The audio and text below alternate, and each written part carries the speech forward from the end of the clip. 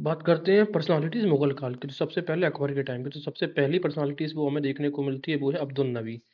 देखो, अकबर ने अब्दुल नबी के कहने पर जजिया 1575 में दोबारा से लगा लिया था। हुआ ये था कि 1564 में अकबर ने जजिया कर हटा दिया था। तो याद कैसे किया था? साफी चौखट 64।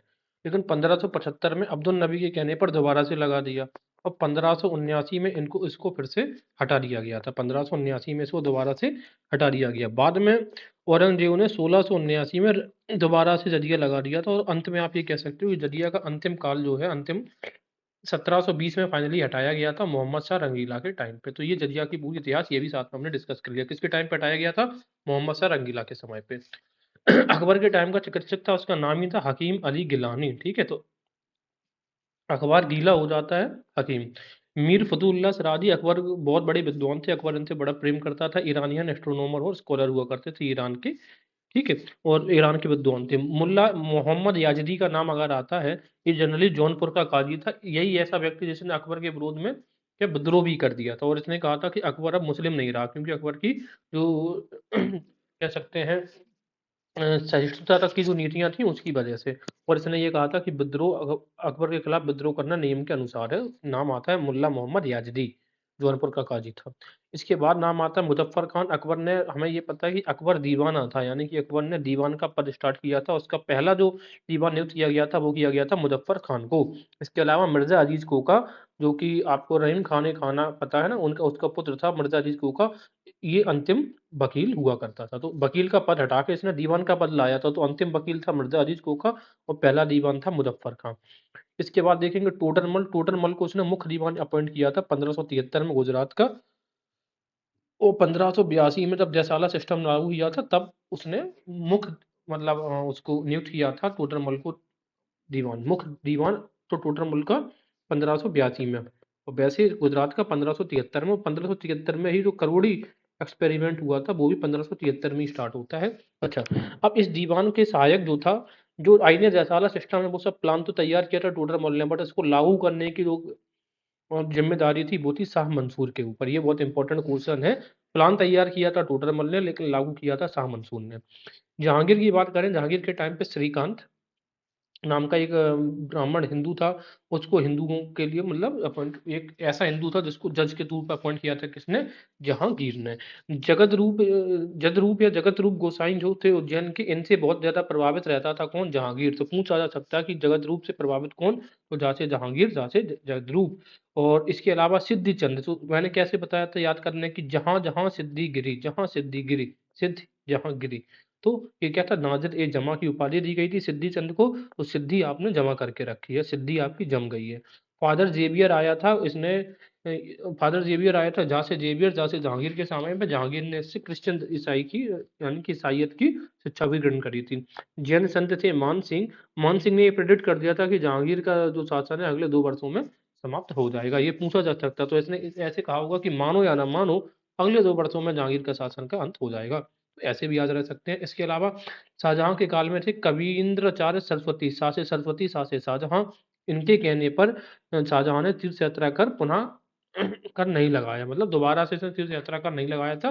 और उसमें इलाहाबाद और बनारस को इसमें से मतलब छूट दे दी गई थी। हालांकि शाहजहां ने भी 1633 में लगा दिया था।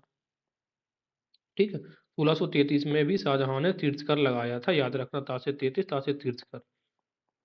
1663 में लगा दिया था किसने? औरंगजेब ने। 33 और 63 याद रखना तीर्थ कर के लिए।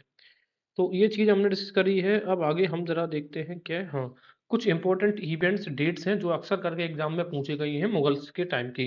तो 1560 से 62 तक अतका खेल चला, यानी कि महामंगा ने पूरी कोशिश करी अकबर के ऊपर अपना प्रभुत्व स्थापित करने का। तो 2 साल का जो टाइम था 50-60 से 1560 से 62 के बीच में, इसको कहते हैं अतका खेल।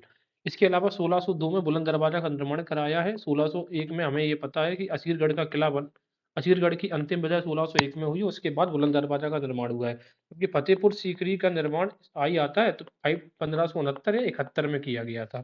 नवासी में अकबर का पहला विजिट था कश्मीर में। ठीक है, कश्मीर के लिए अकबर कैसा था? नववासी था, जबकि कश्मीर का हमला उसने 86 में कर लिया था मुगल्स ने।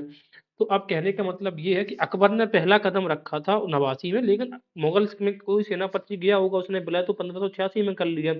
तो कश्मीर कैसा प्रदेश है, सर्दी का प्रदेश है, उसमें जाते ही आपको छींक आने लगती है। तो 86 1599 में मैंने पहले ही बताया था, सलीम जिसको अकबर सेफू बाबा कहता था, यानी कि होने वाला जहांगीर, जहांगीर को जल्दी से गद्दी चाहिए था, तो पुर्तगालीज के साथ में मिलकर ने इसने अकबर के विरुद्ध में कॉन्स्पिरेसी रची थी, इसको सलीम और पुर्तगालीज कॉन्स्पिरेसी कहते हैं। कब? 1599 में। और इसी लालच में, प्रयासरत में, उसने क्या किया, 1602 में अबुल फजल की हत्या करवा दी। किसके द्वारा? वीर सिंह बुंदेला के द्वारा। तो अबुल फजल की हत्या कब हुई? 1602 में। ये भी इंपॉर्टेंट तारीख है। अकबर के समय जो अकाल पड़ा उसकी तारीख है 1594 से 1598 तक के बीच में अकाल पड़ा अकबर के टाइम पे, ये याद रखिएगा। 1594 टू 94। जब अकाल पड़ता है तो चोरी डकैती की घटनाएं बहुत बढ़ जाती है, तो 94 से 98। 1588 से 91 के बीच में राल्फ फिंच आया, और राल्फ फिंच ने ही अनारकली की जो दंत कथा है, अनारकली की कहानियों का वर्णन किया। किसने? राल्फ फिंच ने। और ये जो राल्फ फिंच आपको देखने को मिलेगा, ये 1588 नहीं, 1583 से 91 है राल्फ फिंच, ठीक है। जबकि अगर हम बात करेंगे William Fitch, William sorry William Fitch की, तो विलियम फिच 1608 से लेकर 1611 तक आया। विलियम फिच ने जारी किया था, फिंच ने नहीं, ठीक है, विलियम फिच ने। हाँ, आगे देखते हैं। 1599 में 16 सॉरी जो अनारकली की दंत कथा का वर्णन है, राल्फ फिंच ने नहीं, विलियम फिच ने किया था।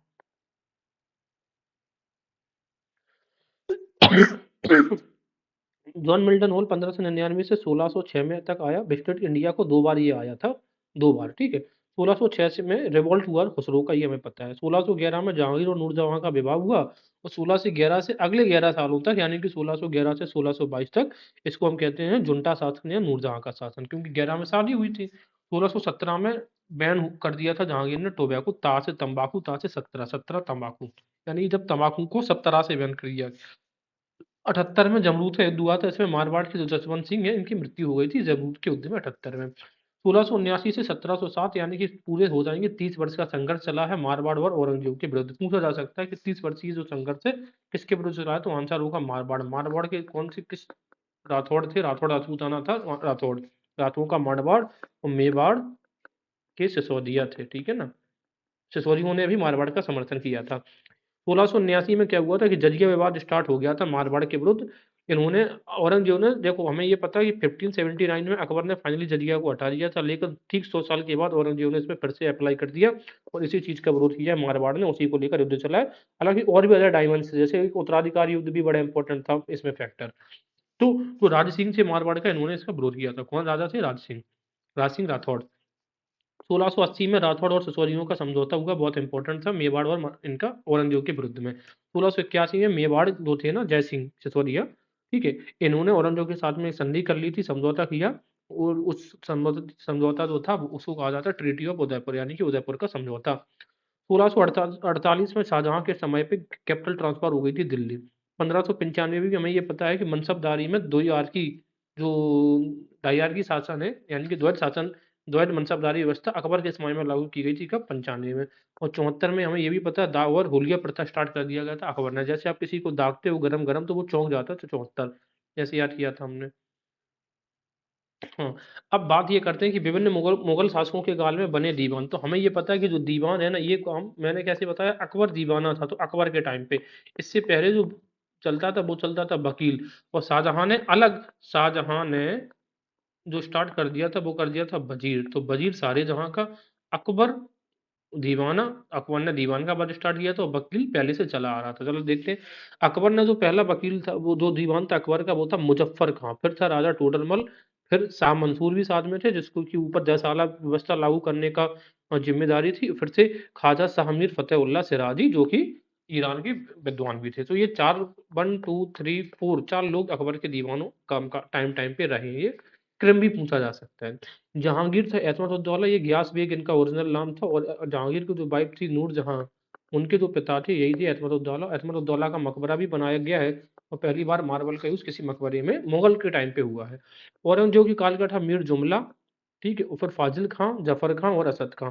सबसे अधिक, सर्वाधिक लंबे समय तक जो दीवान रहा है वो असद खां ही रहा है। बहादुर शाह प्रथम का जो दीवान था वो था मुनीम। तो मुनीम बहादुर लोगों के ही मुनीम होते हैं, इस तरीके से याद रखिए। औरंगजेब की मृत्यु के बाद असद खां जहांगीर शाह के समय तक वकील मुतलक रहा था, हमें ये पता है। फिर वहां पे तो विवाद होने लग गया था लेटर मुगल्स के टाइम पे। वकील वकील से दीवान का पद अकबर ने, तो अकबर है दीवाना, और वजीर का पद शाहजहां ने, सारे जहां का वजीर। मीर ए समा का जो पद है ये निर्माण किया था शाहजहां ने, तो शाह से समा, शाह से शाहजहां, लेकिन इसको मिनिस्ट्रियल स्टेटस दिया गया था जहांगीर के द्वारा। ये चीज याद रखना, शाहजहां ने समा का क्रिएट किया, लेकिन इसको मंत्री स्तरीय पद का जो दर्जा दिया गया वो जहांगीर के द्वारा। मुगल का प्रथम जो सद्र था वो था शेख गदाई, यानी कि जिसको सद्र उर्द सद्र कहते थे, प्रथम कौन था? शेख गदाई।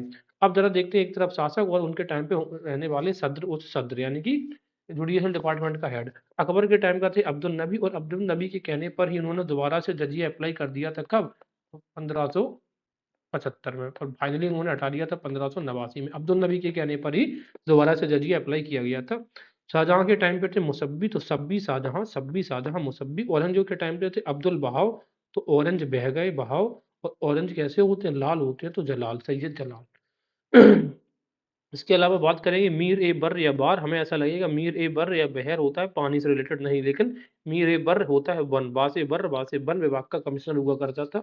मीर ए तोजुक या तुजुक त्योहारों, धार्मिक और उत्सवों का आयोजक करने वाला होता था। तासे त्योहार, तासे तुजुक। बितिक ची भी कई बार टर्मिनोलॉजी पूछी गई है। प्रांतों में भूमि व लगान के जो कागज तैयार करता था उसका नाम कहते थे बितिक ची, ठीक है ना। बितिक ची का काम था प्रांतों की भूमि व लगान के कागज तैयार करने वाला। सफिर, सफिर होता है पड़ोसी राज्यों के राजदूत होते थे। कि आप मान लो कि आप सफर कर रहे हो और सफर में आपको कोई पड़ोसी मिल गया, ठीक है, उस तरीके से पड़ोसी राज्यों के राजदूत। यसावल जो होता था एक डिपार्टमेंट होता था विभागीय, संदेश वाहक जो होता था उसको यसावल कहते थे, ठीक है ना। इसके अलावा सबनही निगार, यानी कि हर जगह सब जगह निगाह रखने वाला, यानी कि गुप्तचर हुआ करता था। ये चीज हम लोगों ने पहले डिस्कस कर ली है।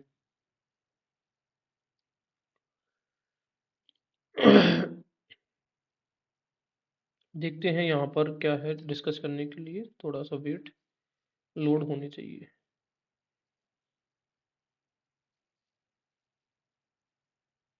शासक विद्रोह भी हमारा हो चुका है, ठीक है। आर्किटेक्चर ही डिस्कस करेंगे, जो कंफ्यूजन वाला आर्किटेक्चर है हम लोग जनरली वो डिस्कस करेंगे, ठीक है ना।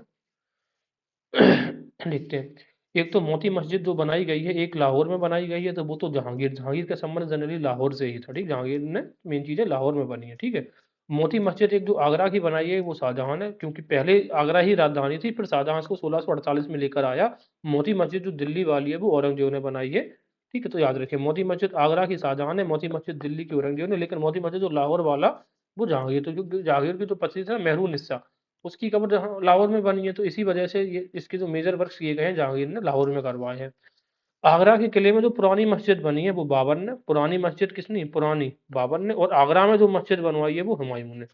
मतलब आगरा के किले की जो मस्जिद है वो बाबर ने, ठीक है ना। और जो आगरा में मस्जिद है वो किसकी? हुमायूं की है।